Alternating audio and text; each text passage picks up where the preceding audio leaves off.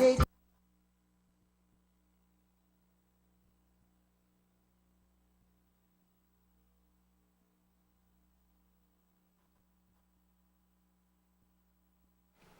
Well, good evening to you and welcome to another program of Rodney Groundings. I'm your host, Deon Abrams, and on the program with me this evening are Brother Tacuma Ogunseye to my immediate left and to the far left, Dr. David Hinds. And this evening we'll be talking about current issues within the political landscape of Guyana. Welcome to Rodney Groundings, gentlemen.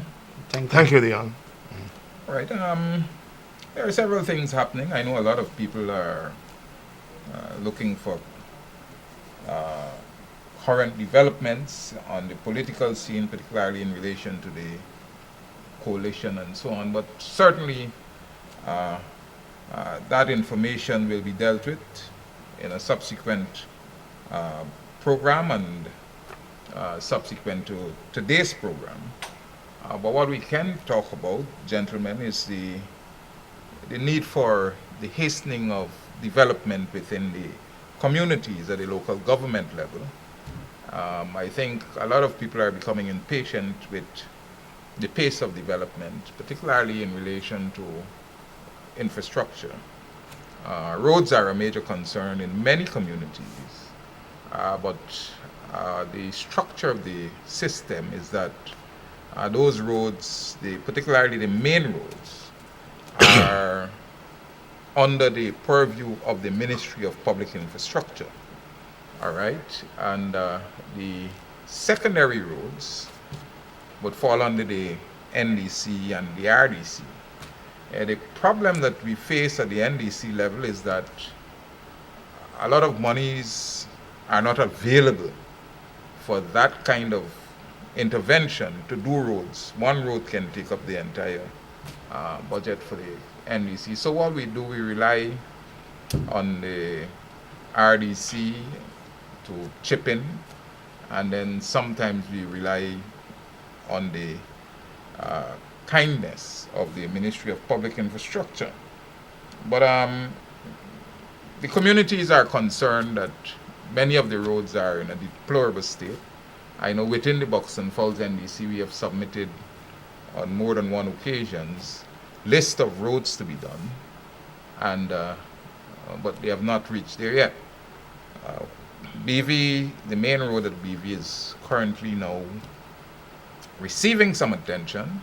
The people at Victoria had protested and so on. The minister did say that the intervention will come, but because there are so many bad roads that would have been left from the previous administration, it's going to take some time before they get to all the communities. And I'm hoping that people understand, because the NDCs are being bombarded in terms of them not doing anything. People are of the impression that they're not doing anything. But I guess a lot of it has to do with a lack of understanding of the local government system and how it works. But that process of education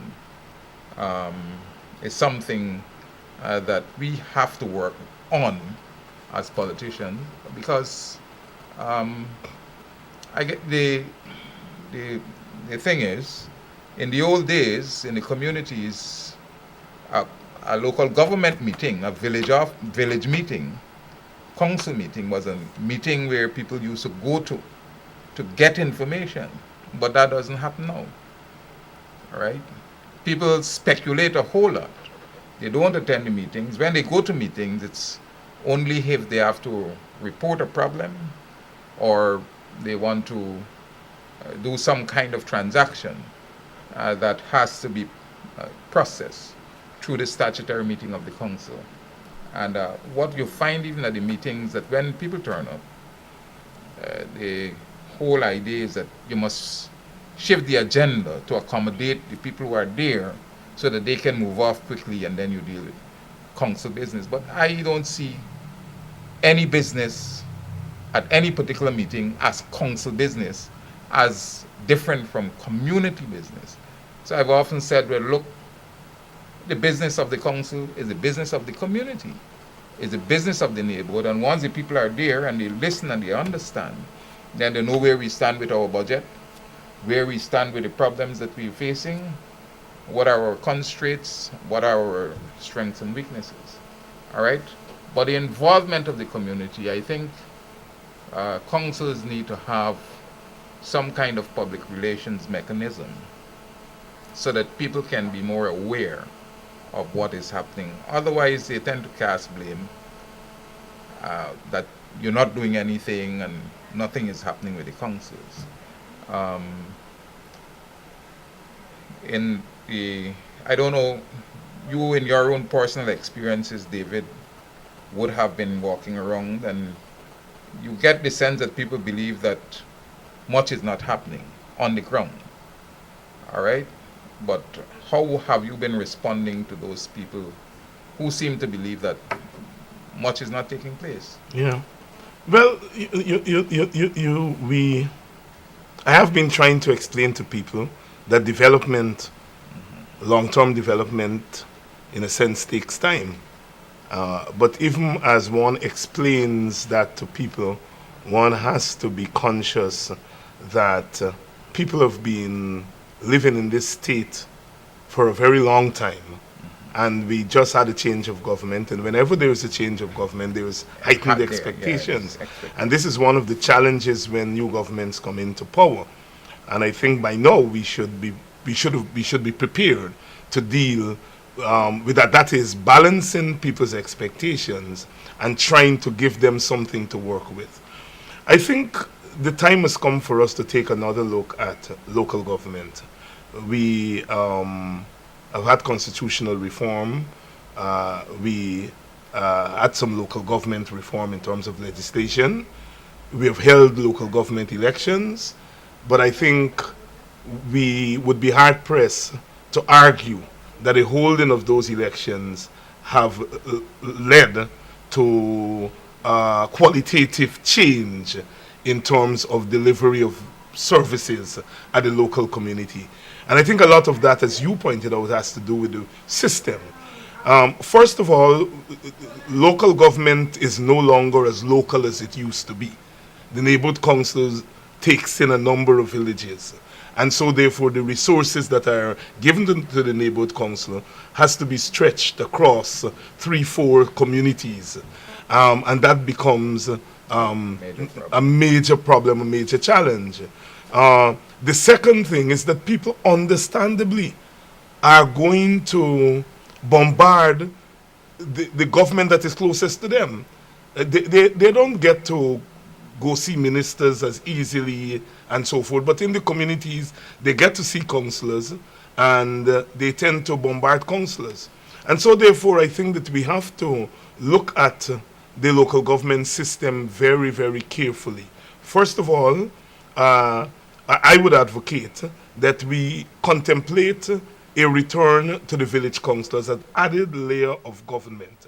That is, that you continued with the neighborhood council, but you return to the village. We used to have village councillors in the old days, and village councils would mean that people in their individual villages would have some say in what goes on in their community. So I think we need to have that extra layer of government to return to the village council as a way of getting people, if you will, a little bit more involved in what's going on.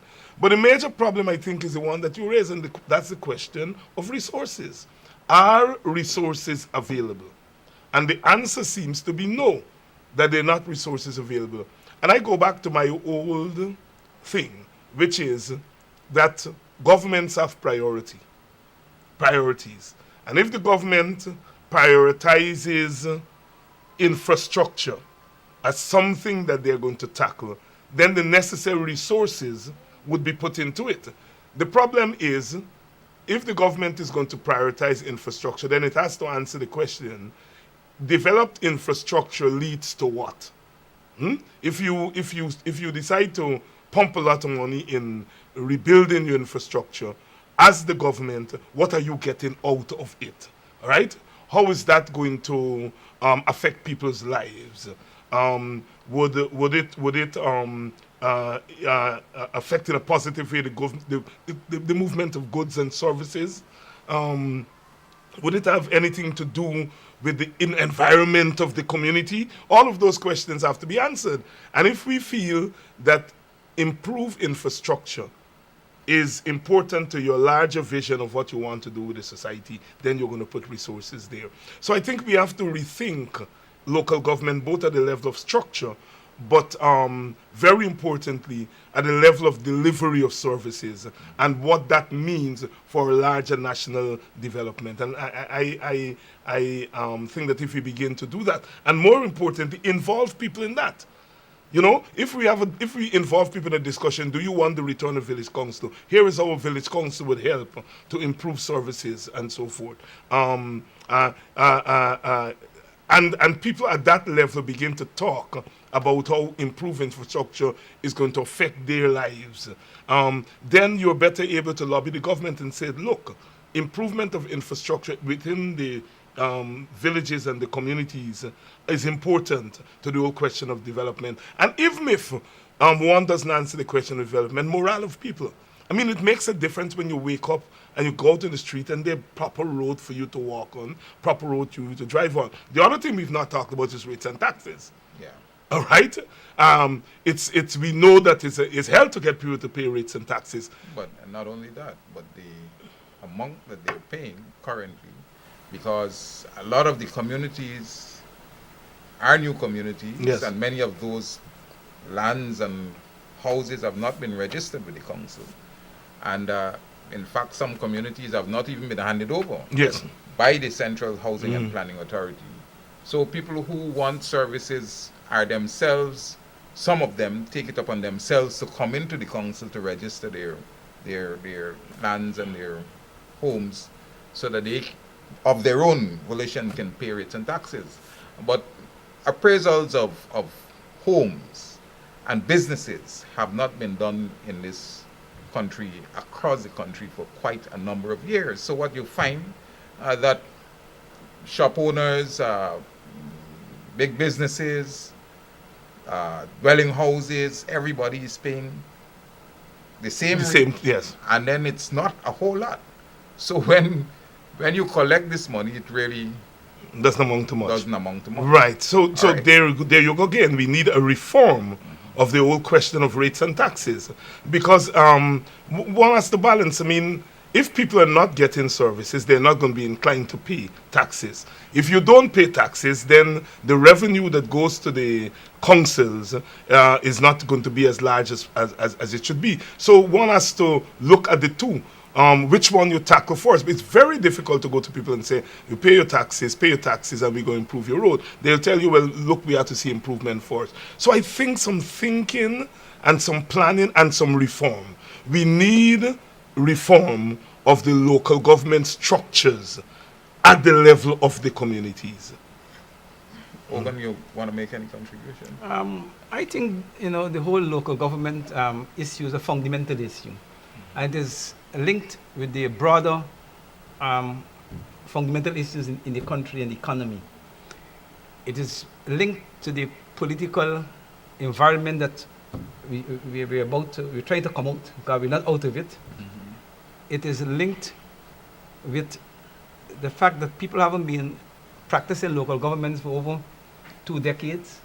Therefore, there's not a local government culture in the community. 4 decades, 5 decades, or since 5 1970. Yeah. And you can't change that overnight. Can't change overnight.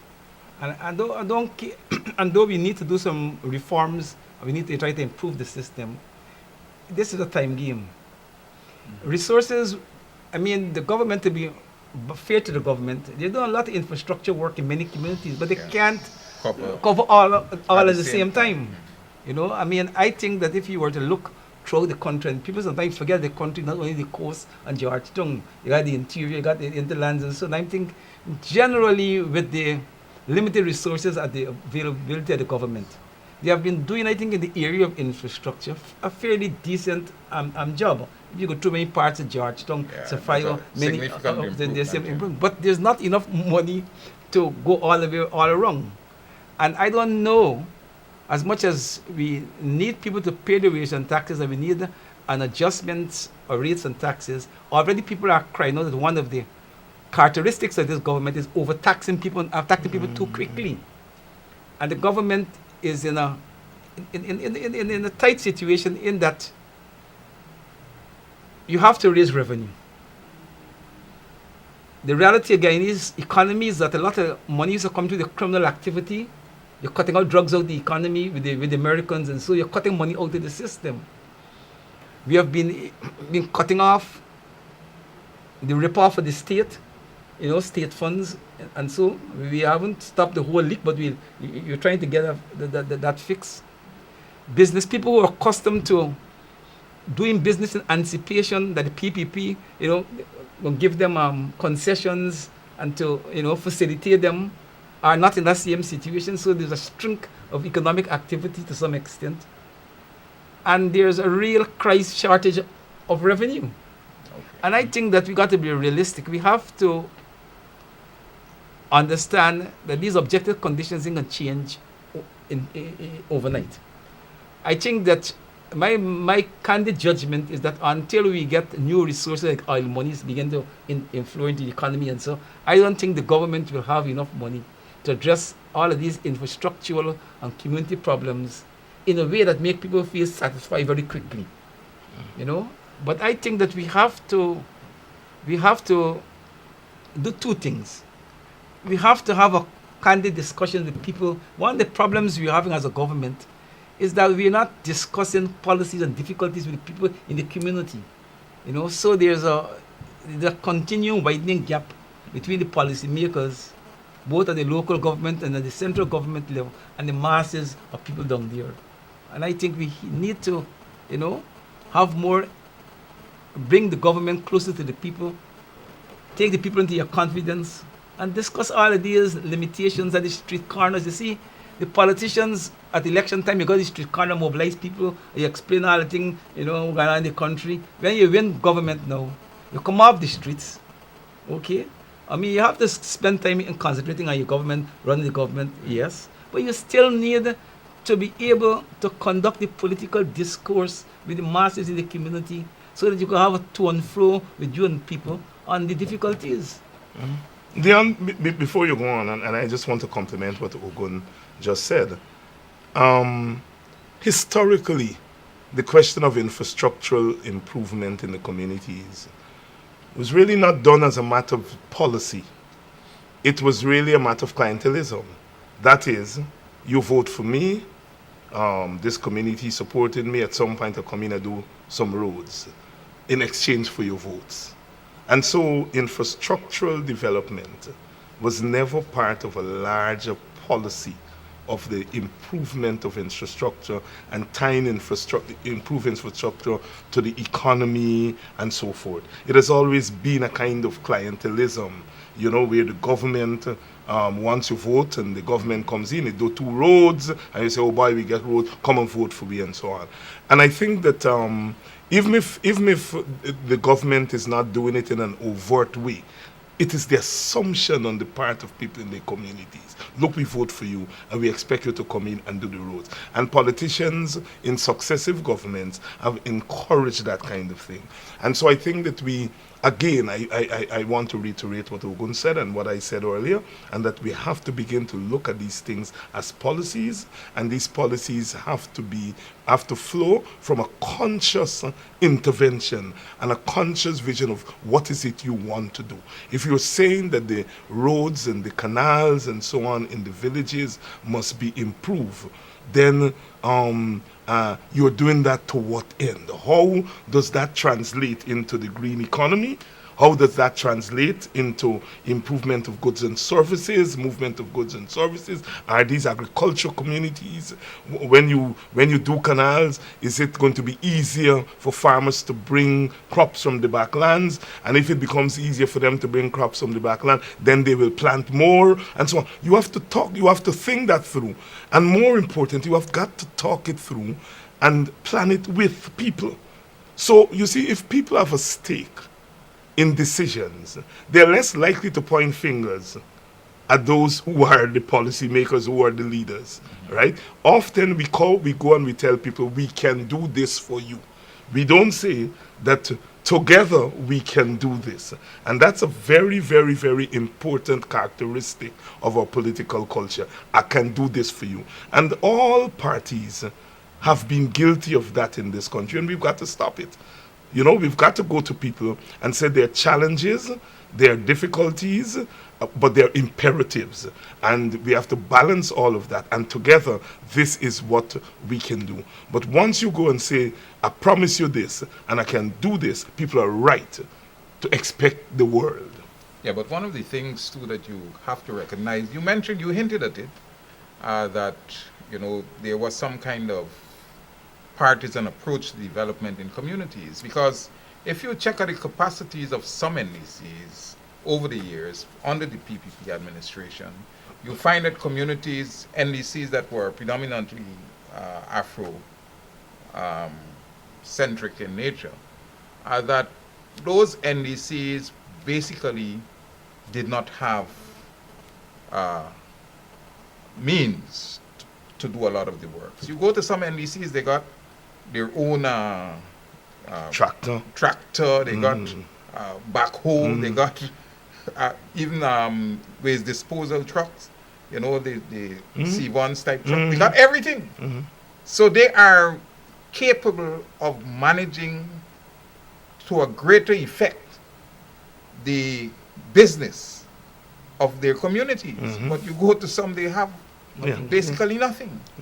All right, so this administration, I believe, has to try to balance that so that those communities that were starved of that kind of resource can somehow be brought up to speed so that they too can be better able to serve their communities, because garbage disposal is a major problem in the communities. And people are calling me all week because what is happening in Buxton, they're saying that they haven't seen the tractor. We have one tractor. All right, we don't have, if you want to clear a drain or anything, you got crusher run to do patching of roads, you can't move it because you don't have a backhoe or anything to put it in the tractor to take it around. You got to ask Luziknan to borrow theirs or something like that. But even in that light, you'll find that, well, look, this situation exists, all right? At the level of the administration now, you want to get things done, you can't get it done because of these inhibitions. Now, garbage cannot be taken to the Luziknan dump site because they're doing the road is in a terrible state. They're trying to upgrade the road, and particularly now with the Luziknan prison situation there. So what has been happening in Buxton Falls, for instance, the tractor that serves Buxton to Falls, that has to be filled up with the garbage. It can't drive all the way. They don't want to drive all the way to Hagbush. It's going to take quite a long time to go there to come back. So those guys have to now collect the garbage, put it in the tractor. When the C1 truck comes, dip it out from that tractor, which is not even the best thing for them, and then empty it into the C1 truck, and C1 takes it to Hagbush. Now what that does is limit the capacity of the tractor to do its work, because once it's filled, it has to wait. All right, when the C1 truck comes, instead of going around to serve the community and so on, it has to unload from the tractor. So these dynamics, so people have been complaining that they haven't seen a tractor for a week, 2 weeks, but this is the reality of the situation. All right? But is it possible for you to consult the RDC and see if you get a relief? Because there's it looked like a temporary problem based on the fact that the roads are the particular roads are being repaired. So probably if you contact the RDC and see if they could intervene with some relief measures. You're not going to solve the problem, but at least it will try to make the problem don't get worse. They ain't got tractors and so They ain't got nothing to No. I think that's precisely the point that I am making, is that, and this has been going on forever. Yeah. That it's what changes is how the problem is manifested. You know, sometimes it's garbage, sometimes it's flooding, sometimes it's road. But it's the problems of infrastructure in the community have been there all the time. And I think that the time has come for those who are in charge of that area need to move from community to community and take an inventory. An inventory both at the level of what resources are there in the communities. Secondly, what are people's expectations? Discuss the question of rates and taxes with them. As a little boy, I know they used to have at the village hall meetings where people go and you discuss rates and taxes and so on. And people were more willing to pay the rates and taxes because the services were being delivered. And it was the village council in those days. And so therefore the services were very local and so forth. Part of it is that civic commitment is no longer there in the society. So we're dealing with alienation on the part of people, and we're dealing with lack of resources on the part of government and lack of commitment on the part of government to really discuss these things and plan these things in larger developmental ways. I really have serious work to do in that regard, both at the level of sensitizing people, but also making government more efficient, and also trying to get people to become civically engaged again. And I think a lot of the problem has to do with that. Because there's always been that tendency in our societies to believe that let the government, that this is what the government's supposed to do. But it has gotten worse now. And we've got to arrest that, to let people know that, but you do have a stake in government. You know, local government elections are supposed to come. And, you know, we are generally concerned about getting people out to vote. But there's a lot of work to do in terms of getting people to understand the importance of local government and how that affect the day-to-day, affect their health. Because if you have clogged up drains and so on, it affects children health and pregnant women and all those kinds of things. And that is the kind of conversation we've got to have. Often when we're talking politics, we talk about policies, we talk about voting, we talk about government, and we talk about these things in isolation from people's lives. You know, we're dealing with human beings, and human beings have needs.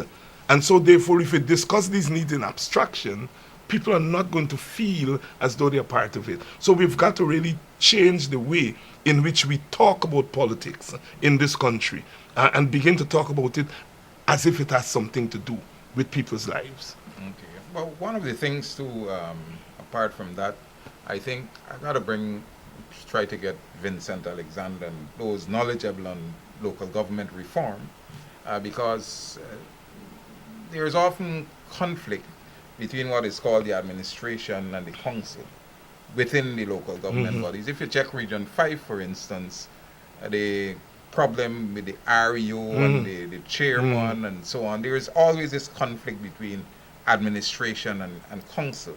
And I think that is because pretty often there is a clouded line in terms of how things should be done in relation to the council as against the head of the administration. And that has been engendering conflict in many areas. And it often plays out politically. That's precisely the point. It often plays out politically to the detriment of the societies that are to benefit from it. And the whole question of local government reform, just as constitutional reform, is something that should be important to the agenda of this administration as we move forward in the any final comment on local government? Just to say that we also have to understand the reality of Guyana. Local government is an extension of the politics of the political struggle between the two major political blocs. Where the PPP win, the PPP will use whatever they see it as their empowerment, and they will try to use that empowerment in the best interest of themselves and their party, and they look against the next elections. And we have a problem that we control central government, and we have to interface with the PPP tactics in the areas where they are, and to find some kind of balance. Because central government may want to stamp out corruption that is rampant in PPP held areas for the years. But you can't deprive them of spending the money. But you have to find ways and tighten the things so that they don't get to steal and misspend the money. But again, it is not that easy because they control. And they got the legitimate control. You know? And as much as, we want these things to change quickly, it can change as fast as we would like it. We gotta be, expect some of that just as fast as we like it. But the WPA is committed. The WPA is committed. It's no secret. We all three of us came from a WPA members meeting. We're quite happy that we've had a members meeting, and the question of the communities came up in that members meeting, and one of the things that came out of the meeting is that the members are urging the WPA to re-engage communities again. And so we as a party have our role to play. As Ogun says, we can't expect change quickly, but that's easier said for us who are political animals. We've got to translate that to people in their communities because they expect change quickly, and they have been socialized to expect that when they give you their vote, that you must create miracles. We as political people have to go down on the ground and talk to people about those things, because we don't want to sound as though we are making excuses for government. We want to say there are objective situations, meaning that it's difficult to cover all areas in a short time. But we also, even as we say that, want to say to people that things can improve. Despite the challenges, they think we can do better than we're doing. And I think that's where the WPA, that's what we're saying. Yes, your expectations are overblown. Yes, miracles can't happen in 2 years. But yes, we can do better in the circumstances. Well, we got to have people understand that. Because one of the things, lots of people just dump their garbage any place and they expect, you clean up today and then you go back the next day. It's But Deon, remember only 2 years ago, those very people who were dumping garbage decide they were going to clean up their communities. And we have to take responsibility as political people. We didn't harness that. We didn't find a way to take that and turn it into culture, turn it into a way of life. So it went away. And, as political people, we've got to take responsibility. Because working people, ordinary people get up every day. They're thinking about sending their children to school, putting food on the table. They're thinking about life and death situation, where the medicine going to come from, and so on and so forth. And in a sense, survival becomes very important for them. And as political people, we've got to get in there with them and engage them. You see, we cannot expect them to make rational decisions based on limited involvement and limited feeling of ownership of communities and country. Well, that's a good point. But let's hope, that education process can begin again so that people can begin to own their communities and feel that this whole process of keeping it clean, that the environment is something that belongs to us and that we should be part of making it livable for all of us. Another thing I want to focus on, I know that people have been concerned about the non-disclosure of the petroleum agreement between the government and the players in the petroleum industry. I'm reading here that the Petroleum Act has a non-disclosure clause that is, according to Minister of Natural Resources, Raphael Trotman, and that clause was put in by the PPP. So it is not I get a sense that he's saying it's not that they do not want to disclose, but the act does not permit them to disclose all the dealings in relation to the contract. How well does that sit with the people who are looking at transparency and good governance and the things that really would make them feel comfortable with knowing what the government is getting into, coming out of 23 years where, and this kind of thing the PPP would have put there because of the nature that the way they run the Well, the country. PPP signed the contract in 1999 and kept it secret Right. all those years. A lot of people think that this government is keeping the contract secret. This government inherited that from the PPP. And, they've continued to keep it a secret. And the WPA wrote to the minister, asking the minister to disclose the thing to the public. The minister took some time to respond to us, and when he responded, he gave us less information than is in the public domain. And, Dr. Thomas has said to us in the party, he's our point man on these issues. He has said that you can buy that contract online. I don't see how many pounds he said, but it's a decent amount of it's a money. decent amount, but you can buy the contract online. So the nonsense that you can't disclose it to your people, really, Deon, I think it has to do with the culture of governance, right? And I know people are very sensitive, one way or the other. There's some people who are sensitive about criticism of the government because they feel that government should be left alone and it's our government, we shouldn't criticize them. And there are others who turn criticism of government into a pastime. And we have both sides to be sensitive to. But the fact of the matter is that government in general in Guyana has been conducted in secrecy. That's our culture, that's our political culture. And some of this has to do with that knee-jerk reaction that you should make things public. I am sure there are things in the agreement that you may not want to disclose for national security reasons and for other tactical and political reasons.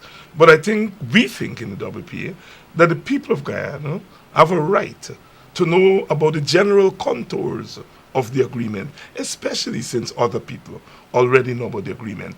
And it goes back to what we were talking about local government. If people have information, they are less likely to want to blame you when things get wrong. It is not say that when things go bad, they're not going to blame you, even if they have information. But if they have more information, they feel more a sense of ownership. And if the thing is going down a wrong road, they're less likely to have a better understanding of why the thing is going down a wrong road. And so therefore we feel it's part of democratic culture that you release certain information to public. It's good because it says to the NDC chairman that there's a culture in this country that you must release information to people. It says to the permanent secretary or the official of the ministry that there is information that people need to know about. It says to the headmistress or the headmaster in a school that you don't hoard information, that information is shared with the staff. So it's a culture. And if the government sets the tone of having public discourse about major things, and even minor things, but certainly major things that affect people's lives, it changes the culture of engagement in the country. So that's the point we're making. Ogun, you got any? Yes, I'm fully supportive of the points that David made, and of course the WPA position, as we articulated on 2 or 3 weeks ago. I think that, I've heard all kinds of arguments from the government side that, if you release the contract, Venezuela will know. I know the Venezuelans don't buy the contract already. They don't know. So I don't really pay much heed to that. I think that, in this game, the Venezuelans already know. And for all purposes, the company who do business also in Venezuela might even deliberately share it with them. So, but I believe that what I'm worried about is that the PPP government negotiate this contract and they negotiate a bad contract for the country. And we inherit inherit that bad situation and a badly negotiated contract. And we try to make some modifications. But in this world of international economics, when a government negotiated with the big multilateral corporations like ExxonMobil, and they get the advantage over you, they not want to release the advantage easy. You see? And our government is approaching this thing is that we're adopting the PPP wrongdoings in the contract as our wrongdoings. You know? Whereas we should be making the contract open, let the country see this is what we inherit from the PPP. Yes. And we're trying to fix it. Okay. And it's not going to be fixed easy because of these international cultures and so. But I think that this government will run itself in the problem. We got Transparency International, and there's some international agreements that is in place that puts pressure upon oil companies, countries, companies engaged in the oil and gas sector to be transparent. And I think that eventually the government will find itself in a very awkward position. I'm sure ExxonMobil must be trying to encourage them not to publish it because they probably may feel that, they want to keep all the advantages that they got from the PPP. But I think in the interests of this country and the interests of future oil negotiations, because remember, the agreement with ExxonMobil is for some limited wells. Mhm. And Guyana have much more oil potential, which other competitors may want to come into in the equation. Some people in the government is arguing that if we open the contract and they see what the PPP concealed to ExxonMobil, when the new investors come, they want the same conditions. So we got to, to guard against that. No, I'm not an expert in the area, but I am more concerned with what life experience have demonstrated in oil and gas producing countries, that if you're going to fight into the corruption and keep the corruption at bay, you have to be very transparent, and the population has to be exposed to as much information as possible so that they could defend the interests of the government and the country. And I think that for me, that is more important to me than any other consideration, because at the end of the day, we want to limit the amount of corruption that these oil companies deliberately encourage in order to have their own way. And I think open transparency put moral and political pressure on them, to behave decent. But they never behave decent totally. But you have to fight for space to push them back, because they like to do business, within the corruption, because at the end of the day, they will get the better the process. And we got to push back against that. And the earlier we begin to push back by being very transparent, it is the better for the country. But ExxonMobil, if you have been following the Kaichor news, they were doing a series of articles on this particular company and its treatment with other countries where they have made interventions. And if you read the stories, then you understand that you're not playing with a company that deals fairly with any particular country that it would have been involved in, that it made an intervention in, and that there is some need for some kind of strong organizational structure, whether political or otherwise, to ensure that they do not escape with the excesses that they would have demonstrated in other countries. In many countries, they have been taken to court, all right, and have been fined large sums of money, and they have even refused to pay those fines for, the spills that would have occurred, the fact that they were not paying their royalties and so on. So it's not a company that has its integrity intact. Not many of them do have. Not many of these international companies have their integrity intact. International business and integrity are diametrically opposed.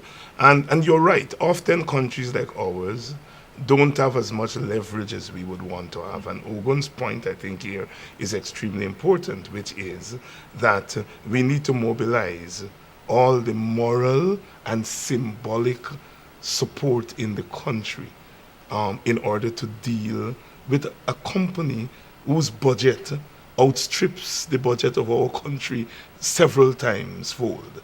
All right? And so it's about mobilizing the national community and mobilizing national opinion and using that as leverage when you come to deal with these companies. These companies are coming at you very hard, and they're coming with a lot of money.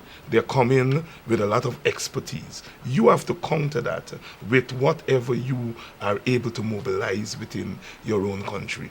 And I think countries like ours have been too slow to mobilize our people, invest in our people as a form of mobilization and as a form of standing up against external forces. At the end of the day, what we have are our human resources. And if we can mobilize that human resource to really give us some leverage at the table.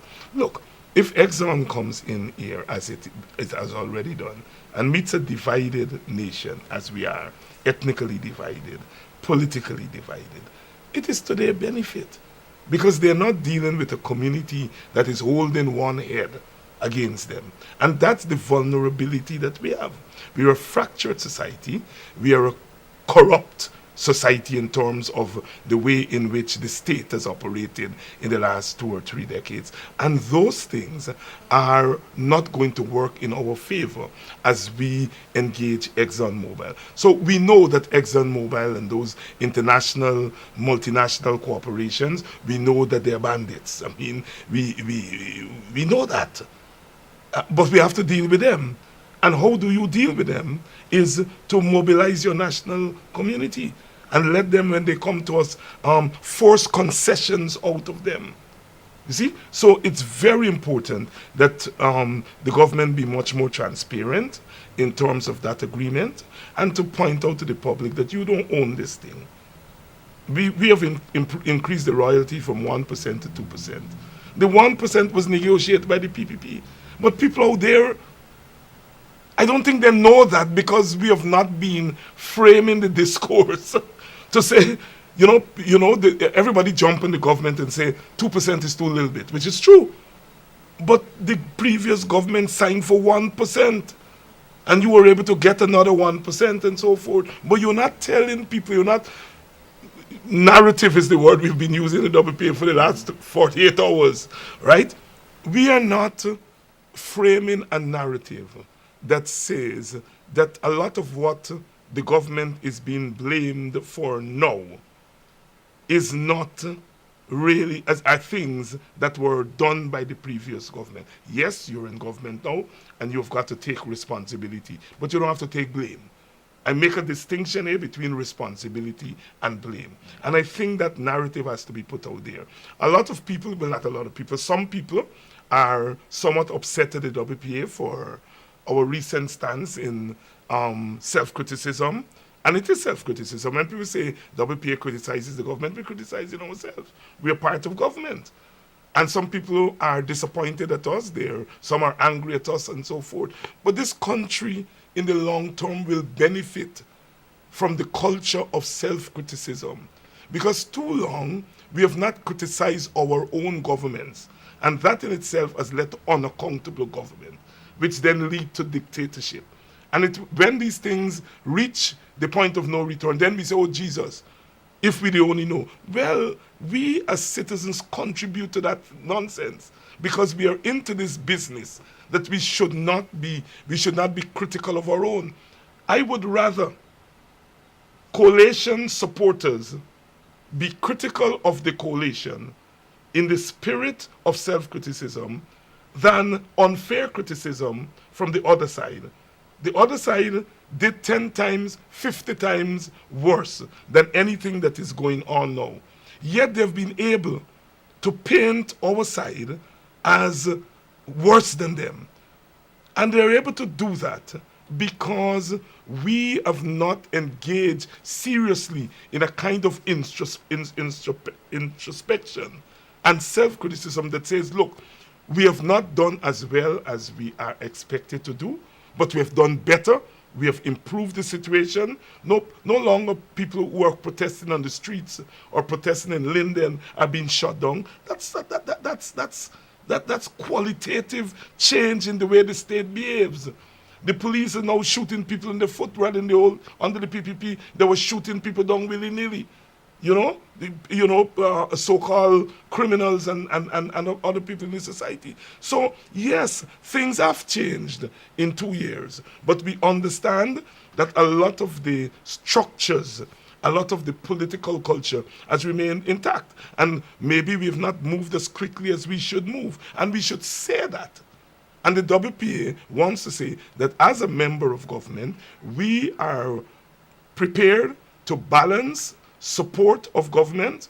We're prepared to engage in helping to shape policy, but we want to balance all of that with keeping the government on the straight and narrow way. Balancing self-criticism with helping to push the government in the correct direction. And we think in the short term, people are going to be mad at us. But in the process, what we are doing is we are making government more accountable. We are putting government in the spot to explain things and not to keep things a secret. And we are keeping the other side, who destroy this country, from taking the high moral ground. And so we are urging people out there not to see our questioning of government as counterproductive, but to see it as a healthy development in our politics that in the end will help the image and help the practice of our government, and it will, in the final analysis, make the quality of politics in this country better than we have been. Yeah, well, okay. Well, let's hope that, in our discussions, because the fact is that the surprising thing is that as a coalition party, you had to write to get a meeting with the minister to know what is happening with that contract, and that I think is a major, I don't know how to describe it, but the dereliction of duty. Yeah. As partners, we were supposed to have been showed the contract because we are partner in government, and come to us as individual parties and say, look, this is what the story is, and so on and so forth. No, we're changing culture, Deon. We're going to take blows from the diehard party supporters out there. We have this thing in Guyana, you don't wash your dirty linen in public and all that. So I give the example somewhere that you live near to somebody and you wake up one morning and the woman is dead, or the child is being molested or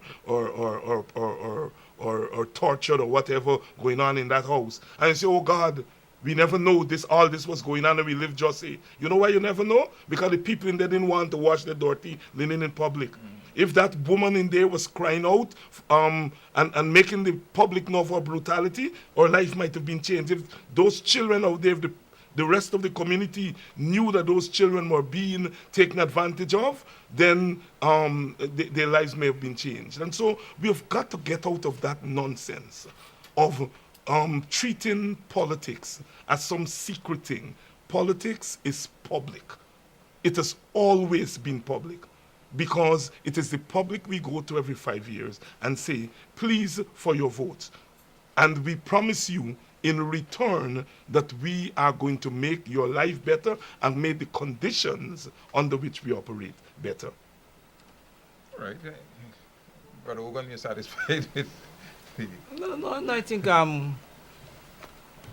we have to, be very frank on some of these matters. No government, will not make mistakes. And if a government makes mistakes, it must be bold enough to admit they make mistakes and commit to correcting it. And I would say, if you were to compare this government to PPP, our government have shown more willingness to correct things that they done wrong than the PP ever show. PP have to take a wrong and strong, but we got all the power we do we like. I have seen this government retreat on issues, and I think it's a healthy thing. But there's two tendencies you see in the government, because some people feel if the government retreat too much on different things, you're appearing to be weak. And the government is supposed to be weak, or else people keep pushing you back all the time.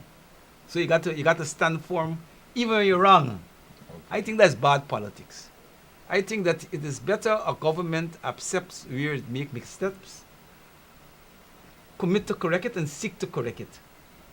There may be things that people may want correct that you can't correct automatically and quickly, but if you have a culture of correcting things, people will give you space when the difficult things arises, And I think that we have to change that political culture. We have to fight within the coalition, to understand that ultimately, if we're going to change the political culture in the country, government got to take a leading example by letting people understand that government is not, a power in its own. It is accountable to people.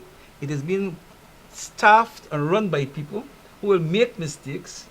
And when we make mistakes, we must be able to come and say we made this mistake, but we're correcting it. So that people feel that the government is not something oppressive over them. They see government as a partnership, between those who we elect to run the government and ourselves as in a kind of partnership to improve the nation. Well, I mean, I'm at least happy that despite the protracted delay, that, as you would have said, that the census prevailed to invite the WPA to meet with the minister so that the contents of this contract can be, because I've been receiving calls from people in the society who are saying that they don't want to know the dots and the T's and all of that in the contract. The basic information should be public knowledge about the contract, basic things, all right? That there must be things that people should know, and these should not be hidden from people, all right? And before we go, and maybe we have to say these things, we wrote the minister, he did not respond immediately. We went public and we said, look, we have not gotten a response. The minister then responded, right? He wrote to us. He said, I'm sending a reply to you. He did send a reply. We wrote back to him saying, we feel this is inadequate.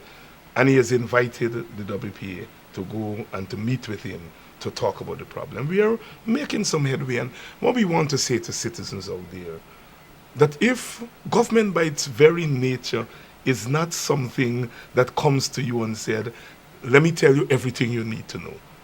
The nature of human society is that you have to make demands on power.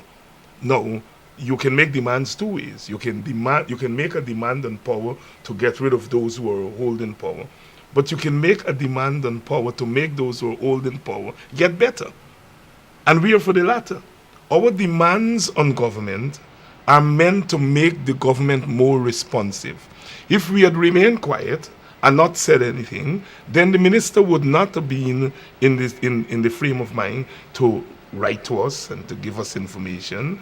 And if we had not replied and said, but it's inadequate information, the minister would not have seen it fit to invite us. So we are saying that government is push and pull. It's that you pressure, you ask questions of government, and that's when you get answers. And the WP has been asking some pointed questions in recent times, and we are getting some answers. And I think that is very, very healthy development in our politics. And in the end, could help us as a government, and we're speaking now as partisans, could help this government when it finds itself in a bind to say, but we have developed a culture where we respond to questions that are pointed. We are not God, and we make mistakes, as Brother Ogunseye said. But when these mistakes are pointed out to us, we respond to them. And that's the culture that we in the WPA would like to think. So those of you out there who are angry at us and who are telling us don't rock the boat and so on, we're not rocking the boat so that the boat can capsize. We are rocking the boat so the boat can keep steady. That is what is important. And, we're going to continue to do that in, the coming period for the life of the government, because we want this government to succeed. And we don't want the government to succeed for narrow reasons. We feel that this government is better placed to transform this society in some small ways than the previous government. The previous government demonstrated by its very actions and its very policies that it is not pro-Guyana. Professor Thomas says that all the time. It is not pro-Guyana. And we want this government to be pro-Guyana. And because we think it has the capacity to be pro-Guyana, we want to push it in that direction. So even those people who are cussing us out there for rocking the boat, you are going to be benefiting from the fact that we are asking questions. Because we are asking questions not on behalf of just the party, but of the entire country. And I think one of the salient points is that if inclusiveness was an aspect of the coalition in terms of decision making and so on, which is something that we're struggling for right now, that a lot of the criticisms that we would have had to make would not have been made, because I think what we have to strive for is deeper consultations in decision making in the administration. What people don't seem to understand is that anything that happens with this government, it's not that the WPA, as was pointed out, is a part, and that we are going to be blamed also. Yes. So we got to make this government a government that is reflective of the thinking, of the capacity of the WPA, so that decisions are reflective of what we understand and want them to be. All right? But time has caught up with us. It's been a pleasure having you gentlemen on the program, and it's been a pleasure being here to talk about these things with you people out there. We look forward to being with you again next week, same time, same channel, for another program of Walter Rodney Groundings. Do have a good night. See you next week.